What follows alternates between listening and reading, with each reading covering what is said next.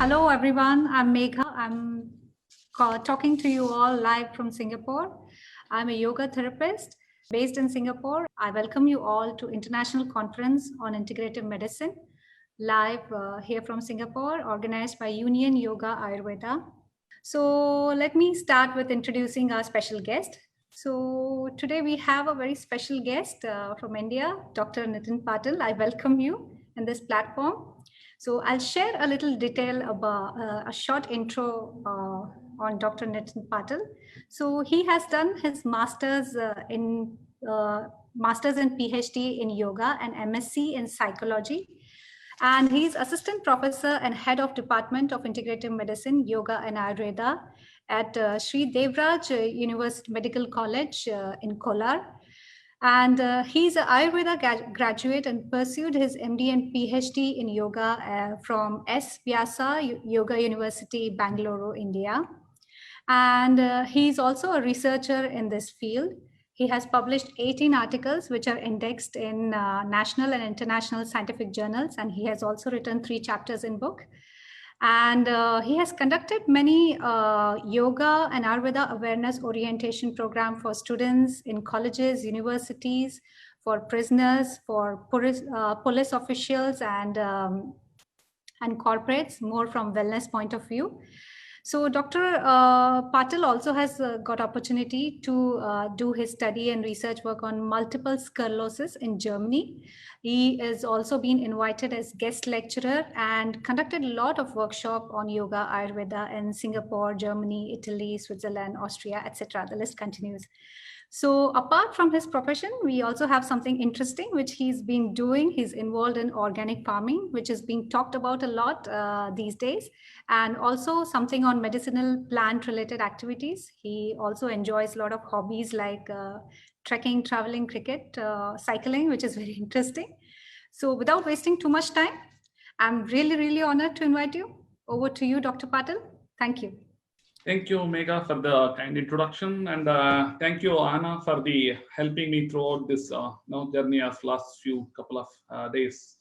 I thank Dr. Satyam and his entire team for providing me this opportunity. I think my screen is visible now. Or, yes, it is. Okay, but 1 minute. Not your screen; it's you who are visible. Yeah, 1 minute. I will just share the screen again. I share my slides. Today's topic will be on rediscovering yoga and Ayurveda for healthy and happy life, because you have been listening to cancer and the yoga, its research and application, a lot of panel discussion. Fortunately, I was being part of the panel discussion in the morning itself. So a lot of already manthana, what we say, churning has happened, or maybe a kind of heated up deliberation discussion has been happened. So I will also speak a little about research, but I thought anyhow, most of the people already have been discussed a lot about cancer and research. I thought this topic will be more ideal. That's the reason I thought I have labeled it as a rediscovering the Ayurveda and yoga for healthy and happy life. So we will just start at the prayer. Om Asatoma Satkamaya Tamasomam Jyotirgamaya Mrityormam Amritangamaya. Om Shanti Shanti Shanti. Yogena Chittasya Padena Vacham Madam Sharirasya Javaityakena Yopakarotam Pravaram Muninam Patanjalim Pranjaliranatosmin. So this is going to be an overview of my talk. We are using this complementary and alternative medicine and integrative medicine. We are using conventional medicine. Just before entering into the subject, I just want to clarify what are those terminologies and where Ayurveda and yoga stands at present in the scientific community. So later we will try to see, because in my talk title considers health, happiness, I'm using the yoga and Ayurveda terminology in my talk. So I would just like to see these things in anyhow you already know it, but still we want to see into it what exactly these words and how Ayurveda and yoga really can contribute on this terminology, health and happiness. Later we will talk about health as per the WHO, World Health Organization, and what's the view of the health definition as per the Ayurveda. Later we try to understand what exactly the happiness is all about, what we are seeking. So we will try to understand that. So what is exactly an Ayurveda, and then yoga? Yoga as a philosophy versus therapy. A lot of discussion has been done, but we try to see in a nutshell. Then integrative oncology, emphasizing on Ayurveda and yoga, because integration can be anything. It may be acupuncture, chiropractic, anything, Chinese medicine, Indonesian medicine, anything. But our integrative oncology here, along with conventional medicine, will restrict it to the Ayurveda and yoga. Later, maybe just a glimpse of yoga as an evidence-based complementary and alternative medicine. What's its role? What is the evidences at present, what we have, where we stand as a preventive measure to, as a yoga, maybe an Ayurveda as a tool to preventive measure in cancer, and also what's its role during the the phase of cancer and also post chemotherapy or radiotherapy. Just we will take a glimpse about that, and finally the take-home message after maybe end of 30 minutes, just in one slide. So as we keep discussing this, our allopathy medicine or maybe a conventional medicine we commonly use, or Western medicine is popularly called as. What exactly this is all about? These are the terminologies we use. So allopathy medicine is nothing but it is a system of medicine that embraces all methods proven. It's an evidence-based. Whatever for example, a paracetamol is maybe done a lot of research, and it has been looking at how it is antipyretic and how it is done. Without a research, it has not been used. That there are different phases of research. Maybe a phase 1 with us in a lab, and phase 2 will be an animal experiment, and phase 3 they will do on a human. Phase 4 on the marketing and the post research of the third 3. That's where the allopathy medicine or Western medicine has been now popularized. It's having a history of maybe 150 or maybe 200 years here and there, but it has become so popular because of the evidences what we had. So later we have using the terminology complementary and alternative medicine.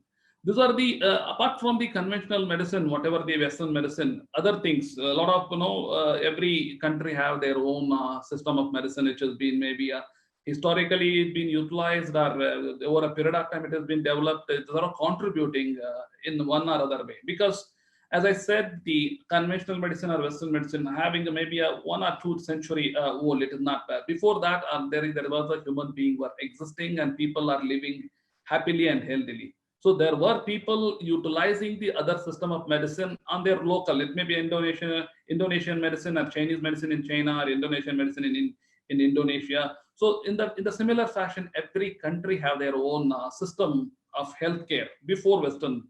So later, when the allopathy or Western medicine taken over, then later it all become a complementary and alternative. That is conventional medicine taken over the the position of the mainstream of medicine, or it came into the driver's seat, what we can able to say.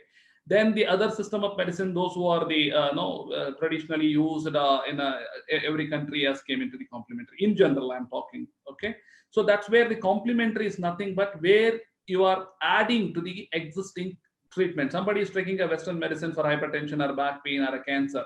You are adding something, maybe yoga you are adding in addition to the existing. Then you are complementing it together. Okay, you are not replacing anything. That is called complementary medicine. So there is something called alternate. For example, you stop that medication for a cancer or whatever the disease condition you are taking for certain medicine, you will replace with a yoga. You stop for a back pain. Somebody is taking a medicine for a back pain, you stop it, and if you completely replace with Ayurvedic treatment, then Ayurveda become an alternate there. It can be a yoga. Somebody, in the initial beginning stage, maybe they are very mild cases. Completely, they will replace the existing medication with yoga. Then yoga itself also become an alternate. Okay, we will see where exactly at present evidences say that where we stand. That's the reason I felt these are the commonly used, and I felt the platform having a lot of yoga therapists there. They want to know about this because these are the things where client ask always these questions. So these are the basic thing, has to have a clarity. So complementary is adding the existing, no, whatever treatment is ongoing, you're adding. Alternatives, you are replacing it. So what then is integrative medicine is all about. Integrative medicine, see the beauty of the integrative, it's not simply combining maybe a 2 or 3. It is not integration. Integrative medicine combines with the mainstream with other therapies, but it should have some amount of evidences.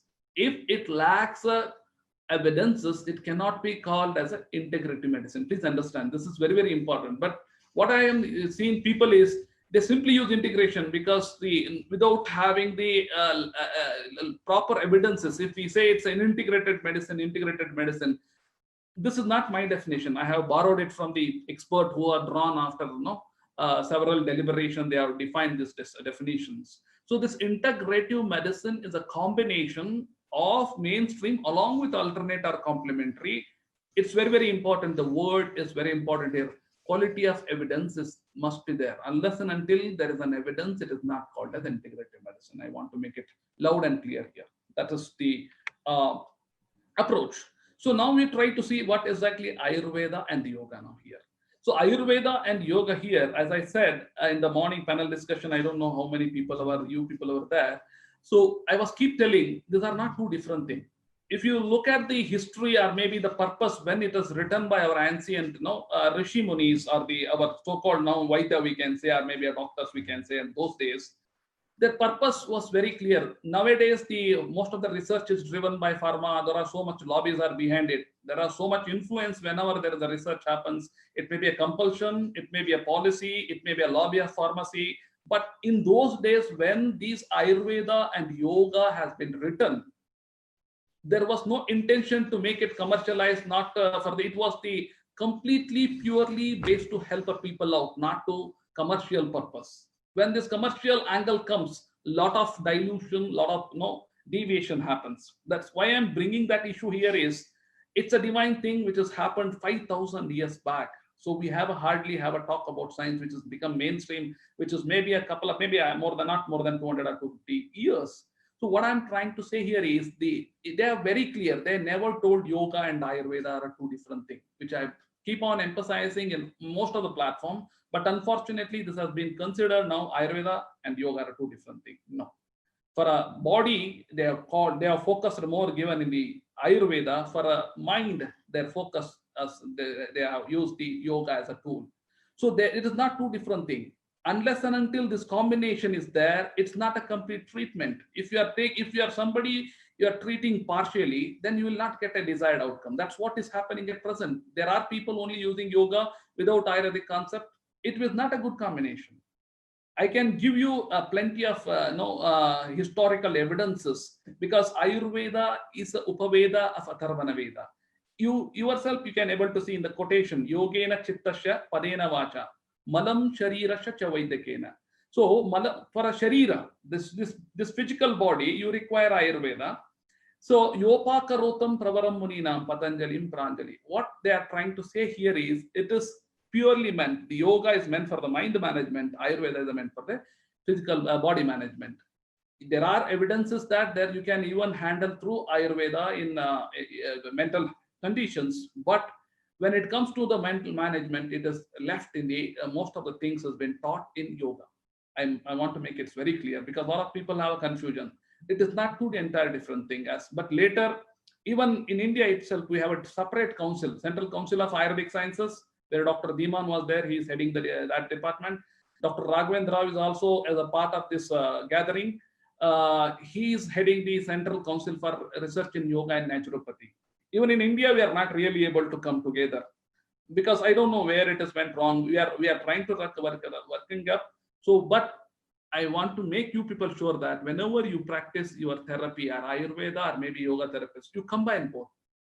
Then only it become a complete treatment. Follow the Ayurvedic regimen, Dinacharya, Ritucharya, add Ayurveda, yoga concept, yoga practices, breathing, then it will become a complete picture. You will get a better results. That's how it is very, very important. If you combine with a Western thing, it is not a complete because it is not the combination.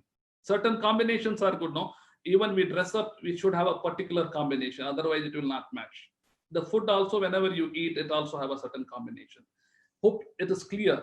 So moving ahead, if you see the definition of health, Most of the time in the present healthcare, it is only focusing on the physical health aspect of health. The mental, social, and spiritual aspect of health is not being the prime importance in the present healthcare. If you go to the present Western healthcare system, they will be more focusing on diabetes, only sugar management, the parameter on sugar. They will try to see the scans of the PET or maybe the cancer. So they want to treat. That is not the way, because mind and the other social concept also contribute. This same definition has been clearly mentioned in the Ayurveda long back. This definition, again, WHO, World Health Organization, given very few days back. This definition has been given by Sushruta Acharya more than 2000 years back. So it also says it should be, it also called Prasanna Atma Indriya Manaha. In addition to the physical health, Prasanna Atma, your mind should be happy. Your Atma should be in a state of that equanimity or equilibrium. So these are the things that are very, very important to say the person is healthy. It is not the absence of diseases, a healthy person. To add that dimension, the practices of yoga are much important. So moving ahead, if you again you see this, say the concept of happiness. Now we are talking about health. Okay, now we are trying to see the other component. We talked about Ayurveda, we talked about yoga. I have already spoke about now health. Now we are trying to see happiness. Most of the time, see, we want to earn money, we want to have a name, fame, and even patient. It's more focused on the entirely the materialistic world. We feel the gaining maybe a name, fame will make us happy. But if you just do an analysis of happiness, we usually do, it takes an hour, but within the short time period, I will try to make you understand. It's a state of mind. Happiness is not the materialistic which makes, whenever you are happy, if you just observe your mind, it will be in the silence. That state of silence which is making you feel happy. It is not the, whenever you get a promotion or you get a success, if you just see the state of your mind, at that time there is a single thought, a single object without effort. It's a meditation. Getting my point? You are with that thought. When you are disturbed, you have multiple thoughts. That's a dukkha. That's all the pain. So happiness is the state of mind. It happens in many things. Okay. So we have 5 sense organ, 5 motor organs, 5 sense organ, 5 motor organs. Success and failure in the life, the pain or maybe the happiness in the life depends on how well we have a control over this 5 sense organ as well as the motor organ. Why I'm bringing that concept here is because cancer is itself is a disease of a lifestyle. Most of people we are talking is a lifestyle. There is a psychosomatic angle we are talking about. So if you understand, if you have a better control over your senses, people have, everybody knows the stored food, the maybe saturated and maybe the so-called pizza, burger kind of things are not good. It's not a healthy diet. But it's the tongue is a culprit. People feel it is not a tongue a culprit. It's the mind is a culprit. Lack of control over mind. We will eat those things knowingly. It is called prajna parada in Ayurveda. Prajna is knowledge. Aparada is knowingly doing. We know what is good, what is bad, because every information is available in tip of our fingers. Yes. So it's a lack of control over the senses, which makes us that's what one of the important component in the lifestyle. And lifestyle, this is what we are talking. And because if you see, if you have a lifestyle and smoking, and also the another important component is the diet. These are the 3 contributing factor or the causative factor or risk factor for the cancer.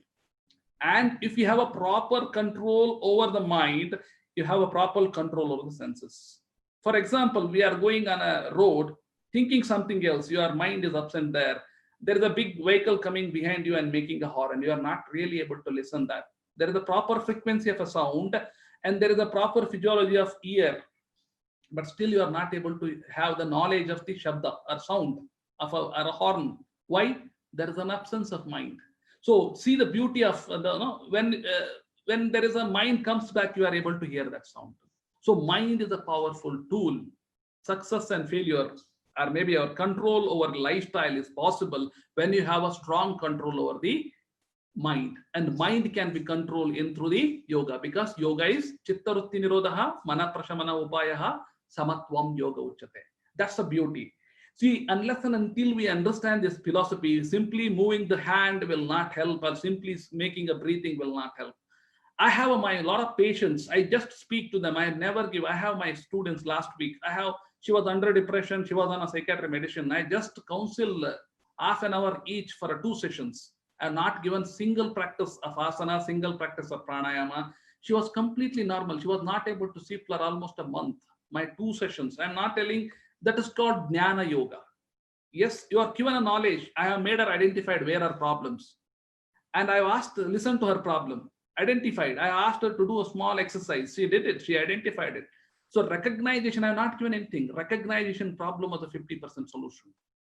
So this only happens when we understand this philosophy. Unfortunately, we are all behind the so-called happy hormone, so-called the biochemical parameters without understanding, because we don't have a parameter which can test this effect at a subtle level, because our invention at present are restricted to the physical body. We are not having an equipment which can see the subtle body, subconscious mind. Even though gas discharge visualization is an advanced form of the Russian equipment came into the picture, which can able to see the subconscious mind and the subtle energy, which can able to see up to an extent. But these are things yet to be streamlined, yet to be standardized. Hope it is clear. What I'm trying to make you understand is yoga is a divine science. Ayurveda is a divine science. It has to go beyond. If we only keep restricting to the only the parameters, or maybe that, so we have a limited resources, we should do it, but we should always search for those things, then only it is possible. So when we have a better control over the sense organ as a motor organ, we can have that happiness. When the turmoil is there in the mind, you will not be able to feel the happiness. Even though you have a success in terms of money or name and fame, if you are not able to see, that's what Sri Krishna talks about, the samatva, equanimity. That is samatvam yoga uchyate. That's more important here. So in how it is linked to the cancer then? Acceptance, the pain is a very subjective. Some people can take a pain. Pain is whenever you take a painkiller, it only works how long it is there in your body. Once it is thrown, it is excreted out, your pain will again come back. So you're masking the pain with a painkiller. If your mind will help you to accept the pain, that itself will reduce your medication. So you can reduce your cost of the medication. You can reduce the side effects of a medication. So that's where we are trying to bring. I'm talking about the psychological or the very higher dimension of yoga. I'm not talking about the basic thing where you can see the happy hormone or kind of thing. Please understand. That's the beauty of yoga. So if you have a better control over sense organ as well as the motor organ, then you can really make a lot of difference for your patient. In addition, you add asana, you add pranayama, you add meditation, it makes wonders. You follow the dinacharya, rutucharya, you follow the Ayurvedic diet, Ayurvedic lifestyle, it makes wonders. So people have a confusion. Ayurveda is a medical science. No, Ayurveda is not a medical science. People have a wrong notion. It's not at all a medical science. Ayurveda is a life science. See, they talked about what is life. Vayu is a life. Veda is a knowledge. It's a knowledge about life. It is not knowledge about the medicine. It's one of the component of Ayurveda. So they talked more about the preventive. They're not talked about treatment, how to live happily, what are the things to follow, what to wear, what to eat. Everything has been detailed, they have told. We have lost so many things when British invaded us, but still we have enough material which we are not really able to see and follow at present. Hope you understand. So moving ahead with this concept, it is Ayurveda talks more on prevention than it talks on the treating the diseases. So moving ahead with this, if you follow daily regimen, because of the lack of time, I may not be able to cover, but I'm trying to give you an overview. If you follow dinacharya, it is a daily regimen which is told very clearly. One chapter is told, it is available in a Google also. You can just Google and see seasonal things. And we take our vehicle for regularly for the servicing to give a better performance. Otherwise, it will trouble us. No, our vehicles will also trouble us. But this body is been not serviced. You also put up fuel. There is an energy. There is so many things is happening, but we don't take this thing for the cleansing. That's where over a period of time, accumulated toxins will result into the cancer-like diseases. So if you do a regular cleansing with the yogic technique or the Ayurvedic technique, it really makes a difference. So moving ahead, there are so many list of things in a dinacharya and rutucharya. What I'm trying to give If you follow the Ayurvedic lifestyle for a physical body, add yoga dimension, then it really makes a difference. So there are a lot of panchakarmas are there, as I said, and even in yoga, there are kshatriyas are there. I think already you people could have been already practiced it.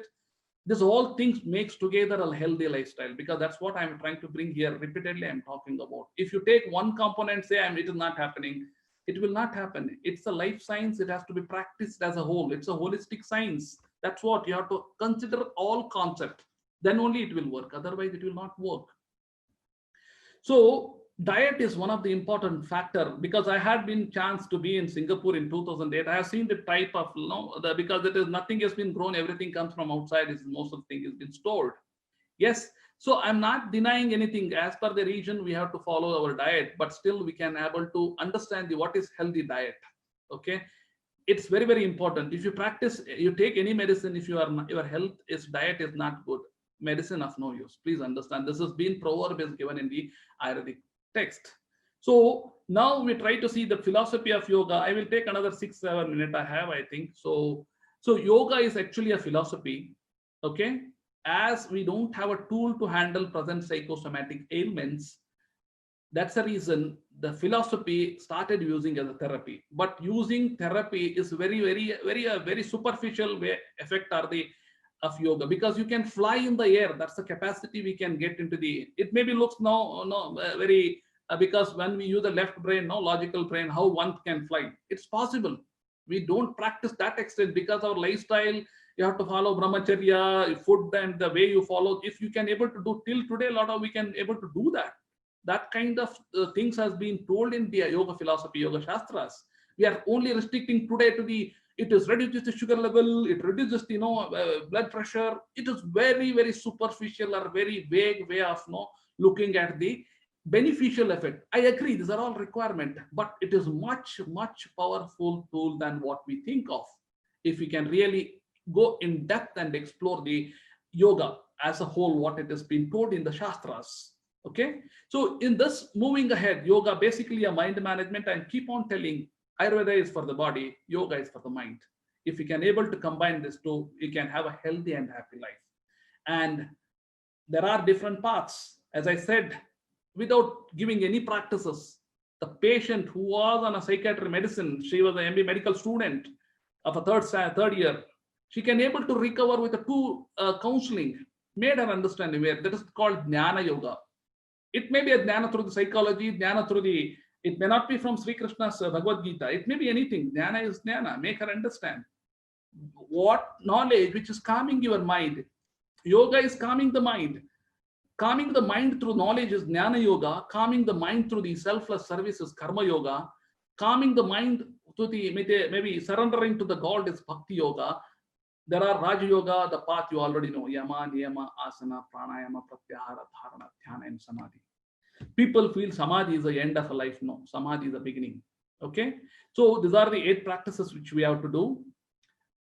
Integrative oncology is a need of our. Please understand, if you follow proper ahara, vihara, achara, vichara, if you combine this, we can prevent. There are at present, if we say yoga can cure this thing, I deny that, because at present we don't have an evidence to say that yoga is not a cure. But yoga can be used as a complementary medicine. Okay, these are the few things. A lot of clinical trials show the promising result, but at present, I repeat, I have compiled that because already Dr. Khalsa has been told. One Dr. Khalsa talks, you will nothing left to talk about the evidences, because he compiled everything and already presented. I have seen his talk also. So I have taken out all my researches. I am trying to give an adjust. A lot of research has been done. A lot of review article has been presented. At present, it cannot be called as a treatment. We have a treatment for cancer. We have a treatment, but it is restricted to the complementary medicine. It cannot replace anything at present. We should accept it. There may be a chances, but at present, it's an evidence-based era. We don't have. But in future, maybe another 5-10 years, we may be having. As a preventive, we can definitely reduce the prevention. So we can prevent the cancer if you follow this Dinacharya and Rutucharya. But evidence still very minimal. Okay, but cost effective. You don't need to spend money because chemotherapy, radiotherapy are very expensive. So you can improve the quality of life where the quality of life is a concern. It's a very good mind-body medicine, and where lifestyle is a problem today, which can address that. Sedentary lifestyle, smoking, and also, as I told, diet. If your diet is controlled, because if you control mind, your tongue is controlled, because it's not tongue is a culprit, it's a mind is a culprit. So your diet is also controlled there. So psychological issues, depression, anxiety, stress, and sleep has been disturbed, which beyond doubt, I can give you 100% because there are a lot of evidences are there. It helps in depression if the patient with the cancer, anxiety, stress, and a disturbed sleep, and it enhances the quality of life. That is more than enough. That's what we want at present. We want some amount of a solution for our patient. So these are the smoking, these are the major area of sedentary lifestyle, diet, as I already spoke. So also it have a effect, a lot of evidences with because whatever the here I compile is all research compilation with authority. We can talk. It helps in fatigue, it helps in pain, it improves sleep disturbance, it improves the quality of sleep, and it also reduces the chemotherapy and radiotherapy effect. We have an evidences, but at present you cannot say yoga cure cancer. No, because we have to be realistic to run in a long show. Accept the reality, work for the lacunas, then build further on that. That is what is required. So I'm almost at the end of my talk. It's to summarize my talk. Adopting Ayurveda and yoga lifestyle, you can minimize the cancer the effects, and also if already somebody is suffering their medicine or maybe a side effects of a drug, and also you can improve the signs and symptoms, as I mentioned, the fatigue and pain, other things. And I always I re-emphasize again, Ayurveda yoga has to be given along with the side. You should follow Ayurvedic lifestyle and yogic lifestyle, then only you will get a desired effect. I'm not saying you cannot do it, but if you do it, you don't get a desired effect. Then you say yoga is not working. It is not. You are following partially, you are getting partial results. So physical fitness and immunity, it enhances mental peace. It is very, very important. Social well-being and spiritual orientation. I'm not touched the spiritual part of it because it's a therapy-oriented, research-oriented talk. It is a main, I think, thing which is not told in any other therapy, which really helps us, which makes us understand where we are. We introspect, we do our introspection, which will help us the purpose of life. And finally, it improves the quality of life, add life to the years. It prevents, and finally, what I'm trying to say, there are very minimal studies, still a long way to go. A lot of research need to be done with the international collaborations or multi-institutional studies to come up with a vigorous study methodology. And maybe in future we may have rather than complementary at present, we can be an alternate for the existing Western medicine. With this, I thank again for the organizer, Dr. Satyam Tripathi and his entire team, and maybe Anna, who has helped me throughout making this presentation. So Megha for introducing me. If anybody have any question, I would like to take it. Thank you so much for a wonderful opportunity. It's a need of ours. We have to work toward that. Cancer is really taking people's life, especially in a country like India. People have to sell their home and sell their property, and once the cancer patient is there, your whole family is affected, not only financially. That's the state what we are in. If you can be able to do something for those people, it is very good, important as a humanity and humankind. We need to do something. It's a great initiation by the Union Yoga and Ayurveda, and we have to still a long way to go. Thank you so much.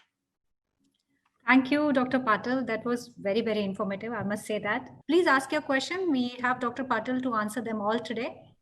So you can raise your hands, or you can key in the chat. I will give opportunity to all. So I had a question in chat. Chris Lee. Hi, Dr. Patil. I would just like to have a question, because you told us earlier that yoga is more on the mind and Ayurveda is more on physical body. So isn't it that the Yana Nandriya, or the five senses organ in Ayurveda, the same as the Pratyahara in Ashtanga Yoga? So both are controlling our five senses. So in Pratyahara, we control the senses via our mind. But how about in Ayurveda, which is more on physical level? Thank you. Yeah. It's a very nice question, actually. I thought I was not getting time to explain there. I got to actually elaborate that point actually. So as I said, these Pancha Dhyanendriya or Karmendriya is not told in Ayurveda. Ayurveda and yoga are interlinked. Please understand, Ayurveda is the Upaveda of Atharvana Veda. There are 4 Vedas. Indian knowledge has been compiled in 4 Vedas. Okay, 4 Vedas. It's a kind of book you can take. It's a big book. Okay, among them there are certain small books. Okay, so there are Ayurveda is Upaveda of Atharvana Veda. See, whenever they write, in those days, and maybe 5,000 years back, or maybe more than that, when they wrote a book, okay, they thought that it should not be, if you write a book, if your same content is repeated in a different chapter, it's an error in writing a book. Getting my point? Same thing you're told in one chapter and repeating in another chapter. Getting my point? So what they have did is, when they come to Ayurveda, they have talked more about the Vata, Pitta, Kapha, and they're more about cleansing things. Why I linked, I'm not, maybe little confusion there. It is not, it is told in the philosophy, the Pancha Dhyanendriyas and Karmendriyas told in the philosophy, and it is linked with the, here the tongue, the taste, everything is linked with Ayurveda. It's very much interconnected. It is very, you cannot really separate. Where exactly you want me to ask, I don't really able to show you. So it is such a thing which is because body and mind is we cannot, mind cannot exist without the body, and body cannot exist with the mind. Yes, so that's where Ayurveda cannot exist with yoga, yoga cannot exist. But at present, what has happened is people taking only Ayurvedic medication, and they say it is not giving the desired effect. And people not follow the yogic, Ayurvedic lifestyle, where dinacharya, dinacharya daily regimen, you maybe heard about those things, no? If you just Google it, you will get a complete picture about dinacharya. Complete picture you will get. So where they have clearly mentioned from morning, what time, getting up morning itself, that is something called chronobiology, which I thought actually to explain, but it is a little very expansion concept, which takes a lot of time. I may not be do justice in a short time. There is something called chronobiology. So these things are very much linked at present. These are all very new branch of science which is emerging. It's called chronobiology, where you can link to the dinacharya and the rutucharya. So if you understand those concepts, how a time factor is concerned, if you get up early in the morning, the hormonal levels throughout day or throughout your life will be different. Getting a 4 to 5, that's called Brahmi Murta Uttishte. You have to get up early in the morning. So that's where these are the concepts are very, very important. How to do a brush, what kind of, what we are using at present. Today we are using all fancy things, which is causing a lot of damages for us. Everybody knows a lot of the cosmetics is causing the carcinogen. If you just Google it, maybe you will get plenty of research thing. Whatever food we are eating, the packed food, toxins are accumulating in the food or in the terms of, this is where the cancer is causing over a period of time. You are keep on accumulating. Once the toxin enter into the fat, I repeat, once the toxin enter into the fat of the body, there is no way at present Western system where you can able to take out. That's where over a period of time it will cause a cancer.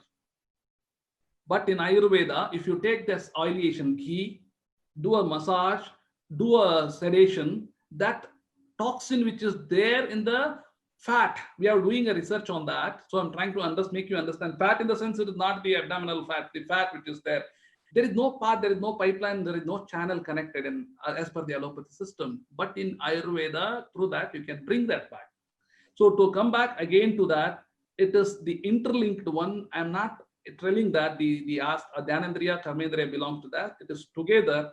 When you want to mind management, it is all interlinked. Okay. So Ayurvedic diet has to be followed. I agree. Pratyahara, Dharana, Dhyana. People have a confusion. I do a meditation. If you feel you're doing meditation, it is not a meditation. I have a lot of people I heard, I'm doing meditation in the morning 1 hour. If you feel you're doing something, it is not meditation. Not doing anything is meditation. Yes, got my point. So that should be the understanding. Hope I have clarified your doubts. So this is not belongs to that. It is all interlinked. What I'm trying to make it exist together. You cannot separate it. In Ayurveda, we call something called Samavai Sambandha. Samavai is cloth will not exist without a thread. Thread will not exist without a cloth. So where is the thread? I can't show because it is there part of it. So I cannot really make a bifurcation of that. It is clear. Hope Okay. I have addressed you. Okay, doctor. Thank you. Yeah. Okay, we have lots of questions. So moving Yeah. on to the next question, Svetlana. Okay, her question is, she's thanking you for the speech first. What is Ayurveda and yoga practice that can be useful for skin disorders, specifically vitiligo? Okay. See, in vitiligo, a lot of challenges. See, we have to be honest. There are, see, when it is psychosomatic ailments, because in Singapore especially, we have a lot of challenges to do procedures in Ayurveda. That's what we are discussing since morning. But in India, we have certain things. Marichadi Taila, there are certain Tailas are there. But if the vitiligo is long-standing, if it is spread all over, we need to, there will be a vigorous treatment along with Panchakarma kind of thing. But vitiligo as such is something called asadhyavadi or maybe a dushta sadhyavadi. It is a Sanskrit terminology. It is very difficult to treat. That is what the acharyas mentioned. It depends on the chronicity. It is depending on how much it has been spread. Okay. At present, we don't have a complete cure as a research evidences, but there are certain cases. One of my teacher is a specialist on this in Hassan Medical College, Ayurveda Medical College. He's been treating these cases, and I'm not telling 100% successful, but more than 80%. It's a huge success at present, considering that there is no treatment available in most of the existing sciences. It's a huge success, but unfortunately, it is very much difficult to document this as a present parameter because he uses the very different way. It's a tailor-made, prakriti-based, and all vitiligo patient will be treated with a different modality. So there is no standard pattern. It is because of vata, pitta, kapha, and is sattva, raja, tama. So there are different parameters at the in that level they will be treating. So that's the reason it's difficult to treat. But in India, there are people, and I have seen myself a lot of cases, and I have sent because he's a skin specialist in India. He's known for it. So there are a lot of improvements. If it is an initial state, it can be treated. Yoga also really helpful because see, when you have especially skin disorder, if you see psoriasis and other kind of skin disorder, a lot of psychological entanglement is there because beauty is one thing, with people, it's more concerned if people are depressed, it will further aggravate. So because this vitiligo kind of thing will have an impact on the overall appearance, that itself will cause a stress and anxiety, which will again the vicious cycle. It further aggravates the vitiligo. So it's a vicious cycle. Getting my point? Hope it is clear. So it's mostly on the cycle. It's mostly on the cycle state. Yes, it is partially, but it is not only psychological. But in case of psoriasis, I can tell you that it is 90% psychosomatic. But in case of vitiligo, it is not purely psychosomatic. It falls in another category.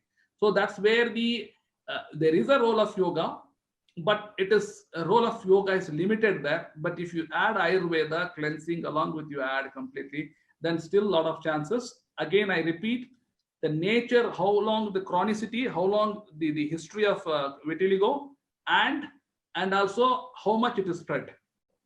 These are the two considerations. How much it is localized, it is spread all over, it depends on that. It differs patient to patient. Clear? Okay. Thank you, Mr. Patil. So there is one question from the viewers, Tanya. So I will just explain her question. She's asking that there is a yoga philosophy. There is also a department of psychology and psychiatry in the mainstream line. Yeah. And to address that, we have philosophy of yoga. Now that in India, yoga was in India initially, now it's westernized. Yeah. So it is very difficult to, teach because there are Christians, there are, different religions who come to practice yoga. And then if you start philosophy, they will start get a feeling that we are propagating some kind of religion or, all those things. Yeah, so when they come with, they come with some mental, depression, anxiety and all, do you think yoga need to change certain things when it comes to explaining mind, because psychology and psychiatry, they have some laid down rules. So do you think something needs to be changed just to make it more global? A lot of things are happening. See, the way I have started my career, and I am there in the field of yoga almost 21 years actually. I started very engaged, fortunately, and been there in SVASA for almost more than 11 to 12 years as of now with association with them. In 2006, I have started actually. It is almost now 15, 16 years. What I'm trying to, there are a lot of changes has been happened. First, I will address one by one. You're talking about religious issue when it comes. See, that's the reason the Common Yoga Protocol has been developed. For the, maybe you heard about Common Yoga Protocol, which has been widely propagated by the Ministry of Ayush. You know that International Day of Yoga, when it has been launched, Ministry of Ayush has launched the Common Yoga Protocol. In nutshell, if you can tell. Yeah, what is Common Yoga Protocol is, it's a yoga designed, maybe 33 minutes yoga module has been designed where asana, pranayama, small meditation has been incorporated by making a committee. Because India is also, you know already, India is a country where all kind of religions are there and a lot of issues were here also. This meeting was held to make a finalization of this model to address nobody should get hurt. So after making a meeting, the Surya Namaskara they have taken out. Yes, they are taken out. Yoga people, if you make understand the evidences, if you give the relief, maybe philosophy, chanting, those who are not comfortable. We have a Malaysian student in our medical college, Malaysian government sponsor. They are here. We have every year they are set up students comes here. And we don't teach them the chanting and the other part, but remaining yoga, they are happy. They are really do well and they accept and they do it here also. Okay, the question is more from explaining the, working on the mind. Yeah, I'm telling you using, that. Not meditation. It's like giving a counseling session. Yeah, that's what I'm coming to that. First, I have clarity about religion. So in that way, you can tell that the acceptance of Common Yoga Protocol across the globe, 177 country given, most of the country, that's what you can just tell to the patient, 177, only except maybe Nepal and India, all other countries are Christian countries or Muslim countries or Islamic countries, which is being approved at the United Nations General Assembly. When people accepted there and people practice in all Islamic countries and the Christian countries, that itself shows the acceptance. You make people understand. It is the policy making agency at an international level. When Modi has proposed this in 2014, it has been accepted in United Nations General Assembly. These countries belong to Islamic or the Christian countries. Then only it has got a status of International Day of Yoga. It is not come like that. So that itself says it's an acceptance. You can brief it. You can make them understand. If there are sensitive issues, we should not be rigid. Take out those things, teach. Once they accept it, then you can keep adding. Take people's confidence in consideration, then keep expanding. So there should be only concern is better outcome for the patient, nothing else. We are not really, because we are born with nothing, not religion, because they're all things which is for our own adjustment and understanding, which we have made it. And we live without any religion, So these are all things make understand. That should be clear. Second thing, you are talking about Western psychology and Eastern psychology. That's what you are trying to ask. The model, maybe a dhyayato vishyan pumsaha sangaste shupajayate sangat sanjayate kamaha kamat krodho vijayate krodhat bhavati sammoha sammohat smriti bramshat buddhinashaha buddhinashan pranashati. This is the beautiful quote, which is it is there in the second chapter of the Bhagavad Gita. Clearly explains the psychosomatic ailments, pathogenesis. You understand pathogenesis, how a causative factor, still the symptoms, what is the process, the things involved. It has been clearly mentioned in the Bhagavad Gita. How the thought, a person who is obstructed with one thought is not really able to come out, how it will convert into anger, how that anger become a problem, clearly mentioned in a classical text. See, the approach in little bit different because because of lack of time, I may not be able to go through, but I'm trying to make you understand. See, in yoga, it's more of internal journey. We don't want to change anyone, adjusting outside now, accept things. For example, I will give one example and move ahead. If I scold maybe a student, 5 students in a class for they're misbehaving or something, one person may go laugh immediately after the outside of the class, and some person maybe take something and go and suicide. One reason I have scolded, but the amount of perception of pain differed. So what yoga philosophy says, that itself is a reduces your pain. Nobody can hurt you without your permission. I repeat, it's all how you perceive. If you are right for your own consciousness, nobody can hurt unless and until it's a physical assault. These are the thoughts beautifully told in the yoga philosophy. It's a philosophy should be cherished. See, I fail to communicate if I try to put these things in words. But still, no, it's a question. Hope I made a no justice for your question. Yeah, it can be a long topic and long discussion, Yeah. but let's stop here because we have another question and they want to ask. Good. There is one more person, Vansh. I have been seeing your question. Please unmute yourself. You can go ahead and ask your question. Good morning, doctor. I have to ask that how can yoga and Ayurveda can help with esophageal carcinoma? How yoga helps That in to last stage. Okay. Esophageal carcinoma. As no, we were discussing these things because this condition differ from condition one person to another person, and last stage of cancers are very difficult to treat, not only in yoga, in any other science, but there are no, it can improve the quality of life, it can, but curing is at present with the present evidences, it is not able to cure, but it can reduce the whatever the how long we live is doesn't matter, and what quality of life we live matters. And there are certain conditions, even I myself treat, because we have a teaching hospital of 1,200 bedded hospital in our medical college. We have a cases where people have told 3 months or 6 months for the deadline, you will not able to live after. This is the time period left for you. But we have seen patient, I have not actually assured anything. I told, no, I can't help to cure your cancer, but I will make an attempt to improve your no pain or maybe whatever the signs and symptoms what you have, and improve your quality of life.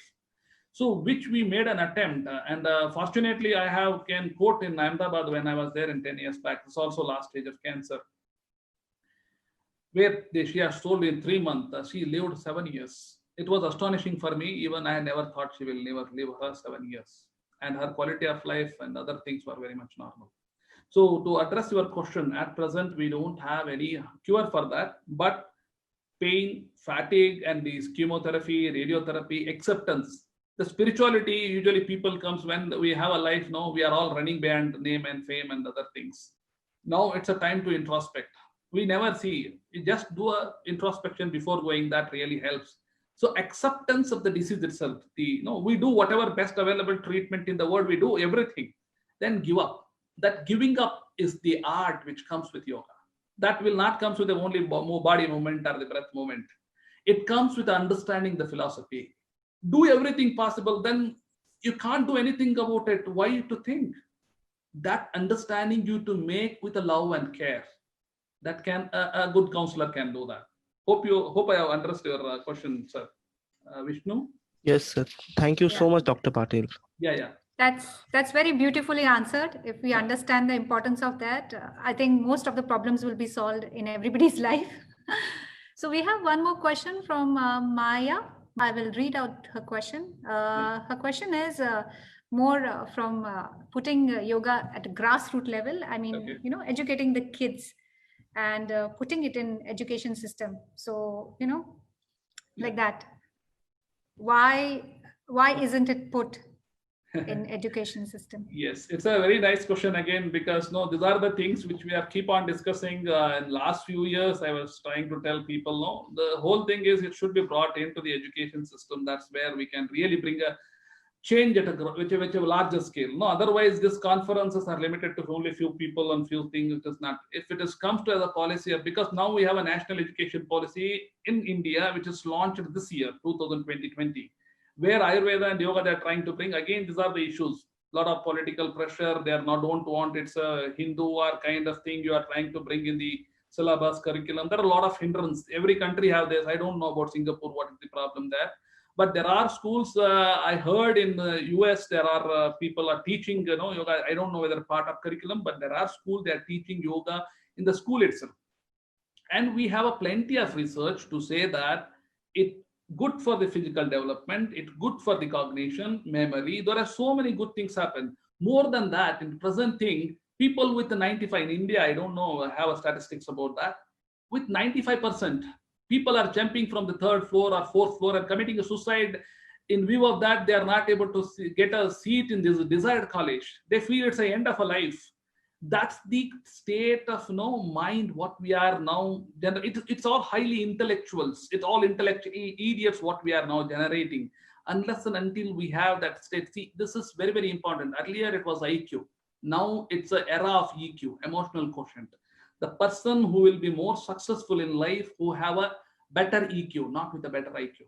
The people with the better IQ always a problem for the organization, because the management only will be handling their IQ rather than, because they will be creating a lot of problem there with less logic. They will be not able to adjust. The people who are flexible, understand, emotionally balanced, can success in life much better than that. If you go through any history, you will understand. That kind of education is possible incorporating that. It is really very wonderful to incorporate in education. It's very, very important at the grassroots level itself. And at all level, it's very, very important. We are now brought into the medical education and allied health sciences. And there are certain schools already have a yoga teachers, okay? But in India, as I said, religious issues, there are a lot of policies, but still they're trying to bring certain things. So there are little, at a political level, I don't really want to discuss those things here, but there are little challenges. But ideally, it will be very nice if you can able to add, because physical, mental, social, as I said, EQ will be important. Future, I think generation will face a lot of problems in a job and other things. If you have their EQ is balanced, they can take whatever job is there, okay? Rather than depressing or getting lost in that. You may be seeing in India, a lot of people now committing suicide, especially so-called well-settled people. I don't want to name anyone of them. Hope it is addressed your again. Yeah. Addition to that, since when we go global with the education, will changing certain terms, like instead of meditation, mindfulness, instead of asanas, you put exercise, instead of sun salutation, put a warm up, kind of a thing. Changing the terms as per the country will help. Yeah, it's already made an attempt. A lot of things has happened. When I was there in Singapore in 2008, I really shocked myself to see so many the yoga schools, which I have not heard myself being in the field of yoga. There are yoga, heart yoga, pure yoga. There are so many yogas. There are Iyengar, Pattabhi, and maybe I feel there will be a Patil yoga in future. So what I'm trying to say, see, the whole fun here is, I'm just making a joke here. The whole idea here is keeping to the intact the basic concept. We don't mind labeling what you are, but I don't want the basic concept has to be changed. But unfortunately, people are doing the beer yoga. It's a kind of negative thing. No, people talking the hot yoga. That's all very extreme. That's where it should have put a limitation. Hope I understood your thing. We don't mind what label you do it, as long as you are following the basic principles and practices, which is making a difference for people's life. We want to, it is not with the label what we want to go with. We want to make a difference for people's life. That's more important for us. In what label it goes, we are not worried. At the end of the day, it should give the benefit. And it should not, again, give a negative things like hot yoga, beer yoga, and make a fun of. No, that should be avoided. But we don't mind. And there are a lot of things are happening across the globe. Maybe in Singapore, that's what I had an opportunity to be with Satyam and long back in 2008. That's how all this started, I feel. So this is very, very important to understand. Hope it is clear. Yes, it is very much clear, and it was, I think, quite changing, to people to hear nice things. We would like to hear more, actually, but we don't have time. So what to do? Thank you so much. We all, on behalf of everyone, maybe everyone can unmute and thank Dr. Patil for, being with us and giving such a wonderful and great session and great discussion. We are honored. And thank you, Dr. Patil. Thank you. Thank you, Dr. Patil. Dr. Patil. Thank you. Thank It was you. wonderful. Thank you. A great session. Yeah. Awesome session. Thank you so much for your patience listening, and you people are wonderful. It's a need of our explore. There are a lot of things to be explored, and so as long as we can do something for the society, it makes us feel good rather than what we are doing. By doing, that's what Karma Yoga is all about. And in that way, we will grow, and we will live that healthy and happy life. Happiness is the state of that itself take an hour to do analysis. I thought of doing happiness analysis, but unfortunately we could not do it. But it's a wonderful thing if you can really able to understand. Once we understand this, nothing can bother in the world for us, and you will have that calmness, the state of mind, which with not with the only moving the hand or breathing will not give. The state of mind will come with that. Bye-bye. Thank you so much. Thank you. Thank you. Thank you. Thank you very much. Again. Thank you. Have a Hope great to day. see you again.